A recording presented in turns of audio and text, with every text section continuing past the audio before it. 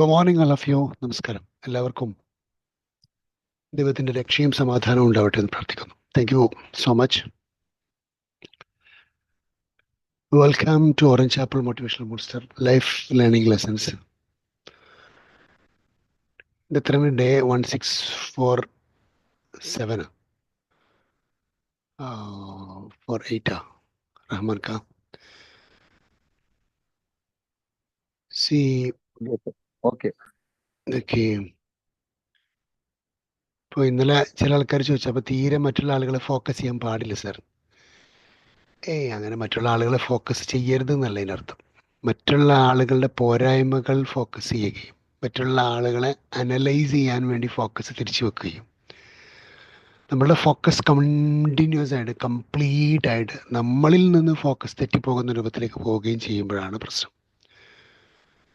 മറ്റുള്ള ആളുകളെ നമുക്ക് ഫോക്കസ് ചെയ്യാൻ പാടില്ലേ എന്നൊരു ചോദ്യത്തിന് മറ്റുള്ള ആളുകളെ നമുക്ക് ഫോക്കസ് ചെയ്യാം if you are going to follow some positivity from others. മറ്റുള്ളവരിൽ നിന്ന് ചില പോസിറ്റിവിറ്റി നിങ്ങൾ എടുക്കാൻ ഉദ്ദേശിക്കുന്നുണ്ടെങ്കിൽ നിങ്ങൾക്ക് ഫോളോ ചെയ്യാം, നിങ്ങൾക്ക് ഫോക്കസ് ചെയ്യാം.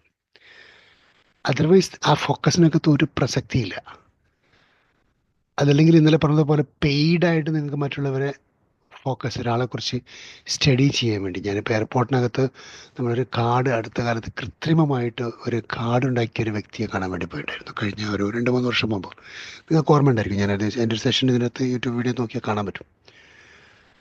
അപ്പോൾ അദ്ദേഹവുമായിട്ട് ഇങ്ങനെ സംസാരിച്ച് അദ്ദേഹത്തിൻ്റെ കാർഡൊക്കെ ഫുള്ളായിട്ട് കണ്ടു. അതിനകത്തുള്ള തടാകം, അങ്ങനെ അതിനകത്തുള്ള ഫ്രൂട്ട്സ്, ശരിക്കും ഒരു വ്യത്യസ്തമായിട്ടുള്ളൊരു സംഭവം.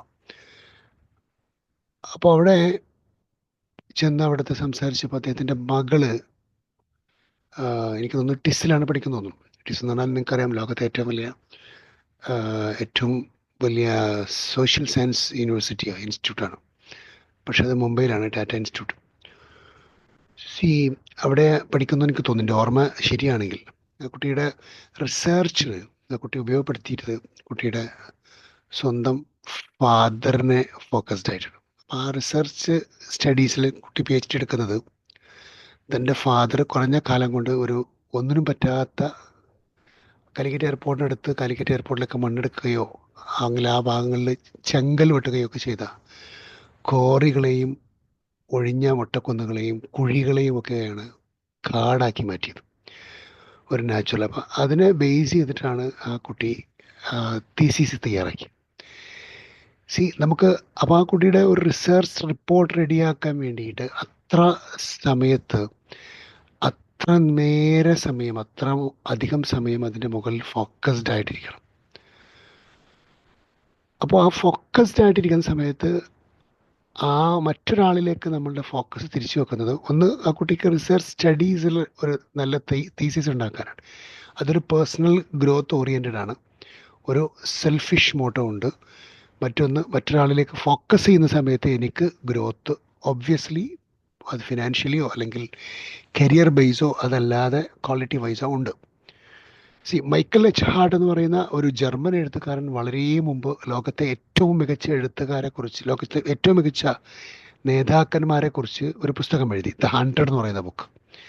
ഈ ദ 100 എന്ന് പറയുന്ന പുസ്തകത്തിനകത്ത് അദ്ദേഹം എഴുതിയിരിക്കുന്നത് മറ്റുള്ള ആളുകളെ കുറിച്ചാണ്. ആ ബുക്ക് ഫോക്കസ്ഡ് ആണ് അതേഴ്സിനെ കുറിച്ച്, ഒരുപാട് ആളുകളെ ഫോക്കസ് ചെയ്തുകൊണ്ടാണ്. ആ ബുക്കിനെ കുറിച്ച് നിങ്ങൾക്ക് അറിയുന്നതായിരിക്കും പലർക്കും. അതിലേറ്റവും മികച്ച ലീഡർ എന്ന് പറയുന്ന മൈക്കൽ എച്ച് ഹാർട്ട് 1ാം സ്ഥാനത്ത് കൊണ്ടുവന്നു. 100 ലോകത്തെ മികച്ച വേഗതയേറിയ ലീഡേഴ്സിനെയാണ് 1ാം സ്ഥാനത്ത് വന്നിരിക്കുന്നത്. 1400 വർഷങ്ങൾക്ക് മുമ്പ് മക്കയിൽ ഭൂജാതനായി, മക്കയിലും മദീനയുമായി ജനിച്ച് 23 വർഷം കൊണ്ട് ഒരു അൺകൾച്ചേർഡ് അൺസിവിലൈസ്ഡ് സൊസൈറ്റിയെ വളരെ ഫാസ്റ്റായിട്ട് ക്രിയേറ്റ് ചെയ്തതിന് പ്രോഫറ്റ് മുഹമ്മദ് സല്ലല്ലാഹു അലൈഹി വസല്ലമയാണ് 1ാം സ്ഥാനത്ത് അദ്ദേഹം വെച്ചിട്ട് അതിൻ്റെ റീസൺസ്, അദ്ദേഹം ലീഡർഷിപ്പിൻ്റെ റീസൺസ് കൊടുക്കുന്നത്. ആ സമയത്ത് മറ്റൊരാളുടെ കുറിച്ച് ലേൺ ചെയ്യാൻ, സ്റ്റഡി ചെയ്യാൻ, അണ്ടർസ്റ്റാൻഡ് ചെയ്യാൻ, റിയലൈസ് ചെയ്യാൻ ഫോക്കസ് ചെയ്യേണ്ടി വരും. അതിനകത്ത് 100 വ്യക്തിത്വങ്ങളുടെ പേര് അദ്ദേഹം ഷോർട്ട് സ്റ്റോറിയോട് കൂടി അദ്ദേഹം അവതരിപ്പിക്കുന്നുണ്ട്. അതിൽ ഖലീഫ ഉമർ വരുന്നുണ്ട്, ഖലീഫ് അബൂബക്കർ സിദ്ദീഖ് വരുന്നുണ്ട്, മഹാത്മാഗാന്ധി വരുന്നുണ്ട്, നെൽസൺ മണ്ടേല വരുന്നുണ്ട് അതിനകത്ത് സി ജീസസ് ക്രൈസ്റ്റ് വരുന്നുണ്ട്. അങ്ങനെ പല ആളുകളും അതിനകത്ത് ആ ലിസ്റ്റിൽ അദ്ദേഹം പല നമ്പറുകളിലായിട്ട് വരുന്നുണ്ട്. അതിന് പല റീസൺസും അദ്ദേഹം കൊടുക്കുന്നുണ്ട്. സി ഇത്തരത്തിലുള്ള സിനാരിയോസിൽ നമ്മൾ മറ്റുള്ള ആളുകളിലേക്ക് ഫോക്കസ് തിരിച്ചു പോകും. See it was a research, it was a showcasing. See നമ്മളുടെ തൊട്ടടുത്ത് നമ്മൾ പലപ്പോഴും ചില എക്സസൈസുകളായിട്ട് പറയാറുണ്ട്. സക്സസ്ഫുൾ ആയിട്ടുള്ള നമ്മുടെ നാടിന് ചുറ്റുവട്ടത്തുള്ള ഏതെങ്കിലും ഒരാളെ പോയി നിങ്ങൾ കുറച്ച് സമയം അദ്ദേഹവുമായി സംസാരിക്കാനും സംവദിക്കാനും ഒക്കെ സമയം കിട്ടിയാൽ that will be A monthly ഒരു ആക്ടിവിറ്റി ആയിട്ട്, ഒരു 1 hour 2 hour 3 hour ആക്ടിവിറ്റി ആയിട്ട് നിങ്ങൾ ആഡ് ചെയ്യുവാണെങ്കിൽ, അല്ലെങ്കിൽ അത്തരത്തിലൊരു planned time table, auto routine പകരം ഒരു പ്ലാൻഡ് റൂട്ടീൻ നമ്മൾ ലൈഫിൽ ക്രിയേറ്റ് ചെയ്യുകയാണെങ്കിൽ that can be A good thing എന്ന് പറഞ്ഞിട്ടുണ്ട്. C it's A focus. അപ്പോൾ മറ്റുള്ളവരിലേക്ക് ഫോക്കസ് ചെയ്യാൻ പാടില്ല എന്നുള്ളതല്ല, ഫോക്കസ് ചെയ്യാം. അങ്ങനെ ഫോക്കസ് ചെയ്തിട്ടുണ്ടോ? ഉണ്ട്. അങ്ങനെ ഫോക്കസ് ചെയ്യാറുണ്ടോ? ഉണ്ട്. അങ്ങനെ ഫോക്കസ് ചെയ്യേണ്ടതില്ലേ? ഉണ്ട്. അങ്ങനെ ഫോക്കസ് ചെയ്തുകൊണ്ട് ഗുണമുണ്ടെങ്കിൽ അത് തീർച്ചയായിട്ടും ആവണം. സി അതുപോലെ നമ്മൾ ആ ഒരു ആവശ്യത്തിന് വേണ്ടി ഫോക്കസ് ചെയ്യും. അല്ലാതെ ഫോക്കസ് ചെയ്യുന്നതിന് പകരം അയാൾ ശരിയാണോ, അയാൾ തെറ്റാണോ, അയാളിൽ എത്ര ശരിയുണ്ട്, അയാളിൽ എത്ര തെറ്റുണ്ട്, അയാൾ ഏത് രൂപത്തിലാണ് തെറ്റ് എന്നുള്ളതൊക്കെ നോക്കി നിന്നാൽ പലപ്പോഴും നമ്മളുടെ പേഴ്സണൽ ഗ്രോത്തിനെയോ നമ്മളുമായി കണക്ട് ചെയ്ത സൊസൈറ്റിക്ക് വേണ്ട എന്തൊക്കെയോ നീഡഡ് ആയിട്ടുള്ള ഒരുപാട് ഏരിയ ഓഫ് ഗ്രോത്തിനെയും അത് അഫക്റ്റ് ചെയ്യാൻ സാധ്യതയുണ്ട്.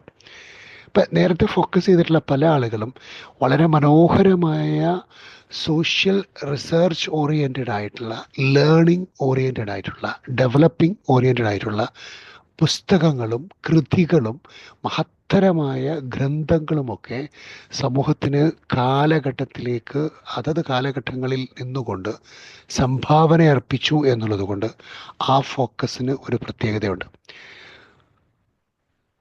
അതാണ് നമ്മൾ മനസ്സിലാക്കേണ്ടത്. മറ്റുള്ളവരിലേക്ക് ഫോക്കസ് ചെയ്യാം, പക്ഷേ അതുകൊണ്ട് എനിക്കെന്തു ഗുണം? ഞാൻ മറ്റുള്ളവർക്ക് ആ ഫോക്കസ് കൊണ്ട് എന്തു ഗുണം ട്രാൻസ്ഫർ ചെയ്യും? മറ്റുള്ളവരിലേക്ക് ട്രാൻസ്ഫർ ചെയ്യാവുന്ന രൂപത്തിലുള്ളൊരു ഫോക്കസ് ചെയ്തുകൊണ്ട് കിട്ടാവുന്ന ഗുണം ഉണ്ടെങ്കിൽ ഇത്തരത്തിലുള്ള ഫോക്കസുകളൊക്കെ ആവാം. മാതാപിതാക്കളിലേക്ക് ഫോക്കസ് ചെയ്യാൻ പറ്റാവുന്നത്ര മാതൃകയുള്ളവരൊക്കെ ഫോക്കസ് ചെയ്യണം. മാതൃക കുറവാണെങ്കിൽ ഫോക്കസ് ചെയ്ത് സമയം കളയേണ്ടതില്ല.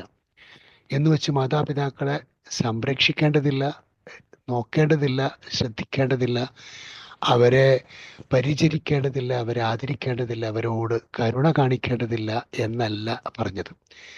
ഫോക്കസ് ചെയ്ത് എൻ്റെ അച്ഛൻ ശരിയല്ല, എൻ്റെ അമ്മ ശരിയല്ല, അവരങ്ങനെയാണ്, അത് പറയാനും ചിന്തിക്കാനും തോന്നാനും ട്രാൻസ്ഫർ ചെയ്യാനും പാടില്ലാത്തതും അവരിൽ നിന്ന് നല്ല ക്വാളിറ്റി നമുക്ക് ലഭ്യമാകുന്നില്ലെങ്കിൽ ആ ഏരിയയിൽ ഫോക്കസ് ചെയ്യാതെ ബാക്കിയുള്ള നമ്മളാൽ കഴിയുന്ന 100%, 200%, 1000% ശ്രദ്ധയും പരിചരണവും കരുതലും കരുണയും ഒക്കെ നൽകുകയും ആവണം.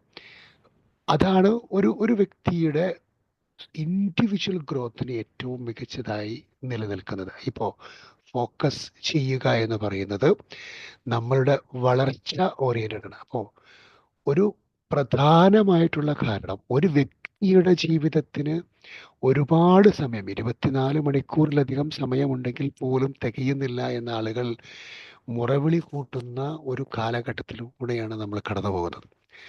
എന്ന് വെച്ചാൽ ഒരു വ്യക്തി അവനവൻ്റെ ആവശ്യങ്ങൾക്ക് പോലും സമയം തികയുന്നില്ല എന്ന് പരിഭവിച്ചുകൊണ്ടിരിക്കുന്നു. ഈ പരിഭവം ഇത് കേൾക്കുന്ന നമ്മളിൽ പലർക്കും ഇല്ലാതില്ല. എങ്കിൽ എവിടെ എന്നിലേക്ക് ഫോക്കസ് ചെയ്യുന്ന സമയം പൂർണ്ണമായി ഉപയോഗിക്കുന്നുണ്ടോ, ഫോക്കസ് ചെയ്യുന്നുണ്ടോ? അതുകൊണ്ടാണ് ആ ഫോക്കസിന് focus to me, focus my growth എന്നുള്ളത് സീരിയസ് ആയിട്ട് നമ്മൾ റിയലൈസ് ചെയ്യണം. ലേൺ ചെയ്യുകയും അണ്ടർസ്റ്റാൻഡ് ചെയ്യുകയും അത് കൃത്യമായി ബോധ്യപ്പെടുകയും ഒക്കെ ചെയ്യുന്ന ഒരാൾ റിയലൈസേഷന് ഡിലേ വരുത്തിയേ ഏതൊരു റിയലൈസേഷനും ഡിസിഷൻ മേക്കിംഗ് ആണ് എന്നുള്ളത് തിരിച്ചറിയാതെ പോവുകയും ഒക്കെ ചെയ്താൽ ഇനിയും നേരം ഇങ്ങനെ വൈകി പോകും. അതുകൊണ്ട് മറ്റുള്ളവരുടെ നന്മകൾ കിട്ടുമെങ്കിൽ അങ്ങോട്ട് നോക്കുന്നതിൽ യാതൊരു തെറ്റുമില്ല. Let us focus for the best only. അതാണ് അതിൻ്റെ ആകെ പറഞ്ഞതിൻ്റെ അർത്ഥം. മൊത്തം മികച്ചത് മാത്രം നോക്കുന്നതിന് തൻ്റെ ഫോക്കസിനെ ഉപയോഗപ്പെടുത്താം. സ്വപ്നങ്ങളുള്ളവർക്ക് മാത്രമേ മികച്ചത് കാണാൻ സാധിക്കൂ. സ്വപ്നങ്ങളില്ലാതെ അലസനായി അലഞ്ഞു തിരിഞ്ഞ് നടക്കുന്ന ശ്രദ്ധയും കണ്ണും ഫോക്കസും ഒക്കെ ഉള്ള ഒരാൾക്ക് എന്ത് പോരായ്മകളും കണ്ടുപിടിക്കാൻ മനസ്സിൻ്റെ ഡിഫോൾട്ട് മെക്കാനിസമായ നെഗറ്റീവ് ടെക്നിക്കാലിറ്റി യൂട്ടിലൈസ് ചെയ്തുകൊണ്ടേയിരിക്കും. കൂടുതൽ കൂടുതൽ കൂടുതൽ നെഗറ്റിവിറ്റിയിലേക്കും അഗാധമായ നഷ്ടത്തിൻ്റെ ഗർത്തങ്ങളിലേക്കുമൊക്കെ മനുഷ്യൻ സ്വയം ആപതിക്കുന്നത് ഇങ്ങനെയൊക്കെ തന്നെയാകില്ലേ എന്നൊരു സംശയം ബാക്കി വെച്ചുകൊണ്ട് ഞാൻ അവസാനിപ്പിക്കുകയാണ്. So wishing you all the very best and have A great day. God bless and thank you so much and love you all. Thank you, sir. Thank you Rasa. so much. Thank you, Rasa sir.